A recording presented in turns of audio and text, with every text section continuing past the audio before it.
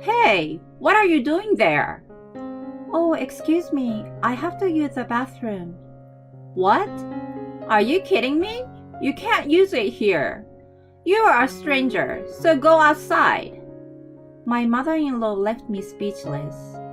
On the day I visited my in-laws' house for the first time since my marriage, I was supposed to enjoy dinner with everyone, but instead, I was faced with childish harassment.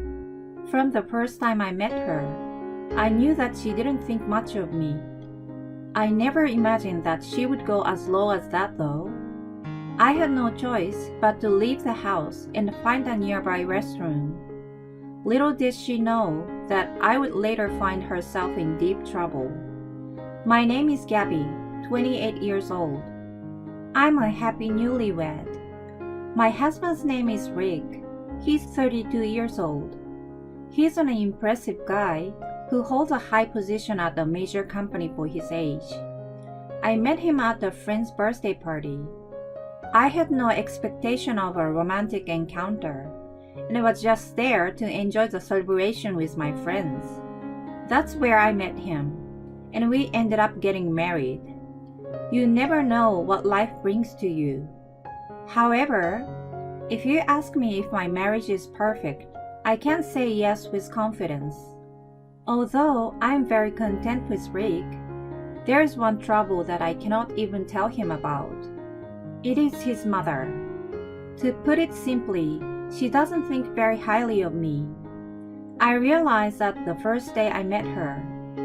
It was when Rick and I visited his parents for the first time. Dad, Mom, this is Gabby. We are planning to get married. Rick introduced me to them. That was my first time experiencing something like that. I wanted to present a good image to them, but I was so nervous that I couldn't speak fluently. Rick's dad, Luke, smiled gently at me, perhaps sensing my anxiety. It's a pleasure to meet you, Gabby. I hear that you've been taking good care of him. It's my pleasure too. I'm the one being cared of. You don't have to be so modest. You are too good for him. You are such a bright young lady. Thank you. So kind of you. Rick was smiling at our casual conversation. On the other hand, I noticed that his mom, Brianna, remained stoic. When our eyes suddenly met, she gave me a fake smile. She spoke to me in the sweetest voice she could make.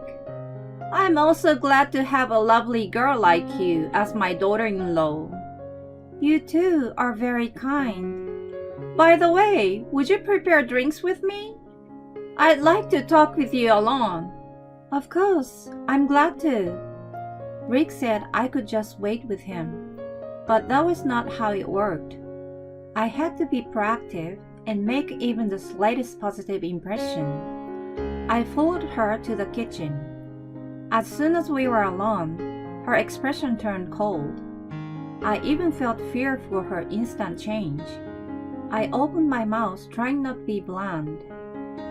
Brianna? Don't call me by my first name. You're rude. Rude? I hate pretentious women like you. How did you seduce my son? No, I didn't. I really love him. You're such a liar.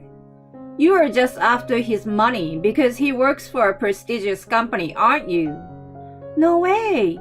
That's really not true. No matter how many times I denied it, she didn't listen to me. In the end, she made drinks all by herself, and all I did was just stand there. It didn't take me long to realize that I was called into the kitchen not to help her, but to be told off. After she finished preparing the drinks, she said clearly, "Let me tell you this. I will never accept a woman like you as my daughter-in-law." Wait, please. Please listen to me. I don't have time to be trifled with. I will pretend to get along with you in front of Rick, but I will never accept you. Remember that. She put the drinks on the tray and went back to the living room. She completely changed from what she had been a moment before, and acting if nothing ever happened. We continued to have small talk, but I was so anxious that I could not concentrate on the conversation at all. As we were driving back home, Rick asked me, a little concerned, "What's wrong with you, honey?" "Why?" "No, it's just that your expression is so stiff. You are always smiling." "I'm sorry. I've been nervous all day. I'm a little tired." "Oh, of course. Let's go home and chill." On the way home, he stopped at my favorite fast food. I had to force a smile on him, who was trying to make me feel better. There was no way I could tell him that his mom hated me. In the end, we got married without having a talk about it. That was when the Hell's Gate opened. Upon our marriage, I quit my job at Rick's request and became a full-time housewife. One day, my phone rang while doing housework with the TV on. Who is this number? I stared at the screen for a few seconds at the unfamiliar number. Since it was not blocked, I decided to answer the call anyway. "Yes, hello?" "Hello, Gabby?" "Gab, Brianna?" The caller was none other than my mother-in-law. As soon as I heard her voice, my previous anxiety came back, and I was at a loss for words. She let out a sigh before speaking. "I can't believe you're really married. I thought you would have backed down after I told you so much." "I'm sorry, but I really love Rick." "You are persistent, aren't you? Anyway, I won't accept it.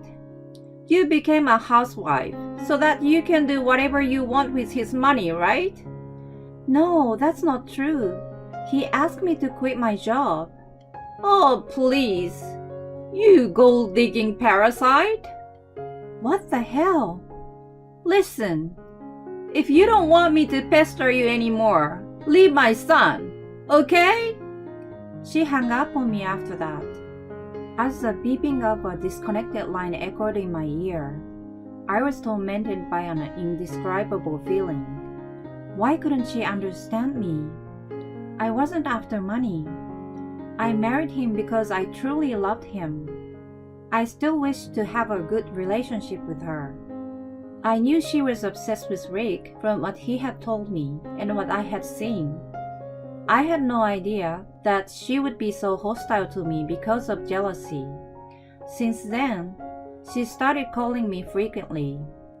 It was always during the daytime on weekdays. In other words, when Rick was at work and I was home alone. I still couldn't gather up my courage to tell him about her and didn't know how to deal with it. I had no choice but to listen to her sarcasm in silence and endure it. One day, January was drawing to a close, and Rick and I were on our way to his parents' house. We were supposed to visit them over Christmas, but Rick had caught COVID at work, and we were both infected. We couldn't leave the house during the holidays and had to postpone our plan. We were visiting them for the first time since our marriage that day. Luke was away on a business trip and was going to be back the next day. Brianna was the only one at home. The fact alone made my heart heavy. When I pressed the doorbell, she appeared with a big smile on her face. "Rick, Gabby, welcome. I've been waiting for you guys." "Hi, Brianna." "It's been a long time. We have been in touch from time to time, but it's always nice to see you in person." "Yes, indeed." Let me tell you, it wasn't from time to time that I heard from her. She spent about an hour insulting me almost every day. She seemed not to want Rick to know about it, so she continued to play the role of a good mother-in-law. We were planning to stay overnight, and I was worried about what would befall me. As I let out an inaudible sigh, she said to Rick, "I'm sorry, but would you mind if I asked you to go and buy some groceries?" "Oh? Why?" "I forgot to buy our ingredients for dinner. I also forgot to pick up the cake I ordered. Oh, come on. You're forgetting too much, aren't you? Are you alright? I've got the car, so I will go now. My bad. Gabby, make yourself at home. She smiled at me. It was not an honest smile, but one that seems to contain something. If I followed Rick, I was sure I would be hammered by her later. I reluctantly stayed behind alone with her. I sat on the sofa and waited patiently for him to return. Just as she went to the kitchen, I got up to the bathroom. Rick had told me where the bathroom was before. I headed toward it, relying on my memory. As I was about to open the door, I felt a presence behind me. Hey, what do you think you're doing? I turned in the direction of the voice and saw Brianna standing there. Her expression was irritated, and I could tell she was anything but calm. I responded calmly, so as not to upset her any further. Oh, I'm sorry. I didn't excuse myself before I came out. Answer the question. What are you doing? I have to use the bathroom. What? Are you kidding me? You can't use my bathroom. Why not? You are a stranger. Go outside. I feel gross if you use it. She giggled and sussed my reaction. I felt as if my blood drained out of my body. There was no point in trying to get along with her anymore. I became painfully aware of that. I knew she despised me, but I never imagined that she would go as low as that. I couldn't deal with it. There was no way I could build a good in-law relationship with someone like her. I understand. Then I ran out of the house. I didn't know where the shops and restaurants were because I didn't have a sense of the area yet. I could still hold it for a little while, but it couldn't have lasted until Rick came back. Walking aimlessly through the neighborhood, I thankfully came into sight of the town center. I hurriedly went into a public restroom at the train station. As I came outside, I heard someone calling my name. I looked around, but didn't see anyone familiar. Then, I saw Luke running toward me with an arm up in the air. Oh, Luke, I thought you were coming back tomorrow. I finished my work early, and I heard you guys are coming today, so I rushed back. That's great. Anyway, why are you here alone? Oh, well, that's... Seeing me fumble for words, he must have sensed something was up. The smile on his face faded, and he asked me seriously. Gabby, I'm afraid to ask you this, but did my wife do something to you? No, nothing like that. Please be honest with me. When you came over last time, your face was very dark after coming out of the kitchen. I've been worried about you. Well, Luke, I found myself sobbing at his attentiveness. I continued to cry aloud, not caring that there were people around me. Sitting on a nearby bench, Luke silently waited for me to calm down. When I told him about all the harassment I had received, he listened without interrupting and seemed to be unable to suppress his irritation at the end. When I had finished telling him everything, he said, Let's end this today. How? He hailed a cab and we went back to his house. Rick had already returned and was surprised to see Luke and me appear together. Hey, why are you guys together? I mean, why are you here, Dad? I finished work earlier than expected. I need to talk to you. What's up? It's important. Luke called for a meeting, and everyone gathered in the living room. He shouted at Brianna right away. You've got to be kidding me! How low are you to bully Gabby in such a childish manner? What are you talking about out of the blue? What do you mean by a bully? Don't you play dumb. I just heard from Gabby. about all the harassment you've done to her. I have no idea what you're talking about. I've never said anything bad to her. Then why did she go to all the trouble of using the restroom outside? Because, I was using it. We have 2 toilets. If there were only 2 of you here, one of them would have been open, right? Her expression became distorted as he pressed her. What's going on, Mom? Rick sounded angry, but Luke continued. I just told you. She has been harassing Gabby for a long time. What the hell? You pretend to be friendly with her, but behind my back, you are bullying my wife? Rick became furious. No, listen to me. She desperately pleaded with him, who continued to ignore her. Then she became defiant all of a sudden. She revealed her true nature and turned her anger toward me. It's your fault. Look what you have done. My fault? Yes, it is, because you married my son. If you had been a prettier and more obedient wife, I wouldn't have bullied you.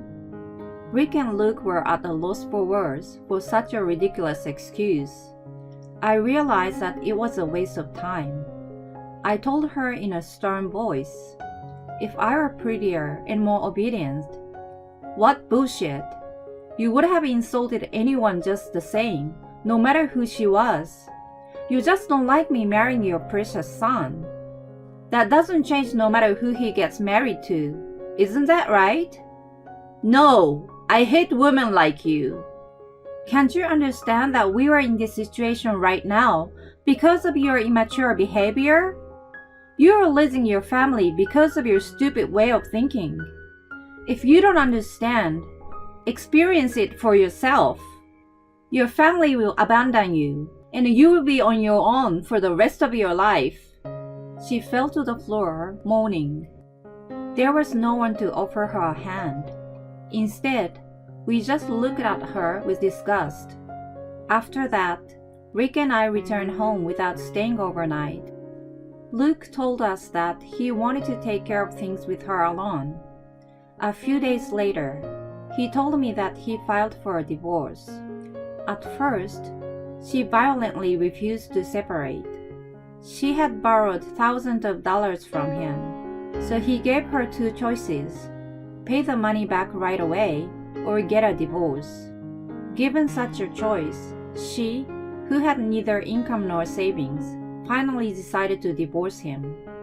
She has no place to go, so she is currently working at a factory with staff housing. She is now in her mid-60s, so it must be a hard life for her. This is all her own fault. There is no room for extenuating circumstances. I, on the other hand, have a more pleasant life now that I don't hear from her anymore.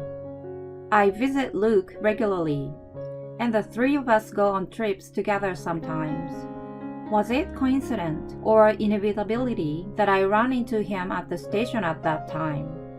Either way, I can only be grateful to him for believing my story and taking action immediately. I will never forget this gratitude. I will continue to live my life to the fullest in order to protect my happy days.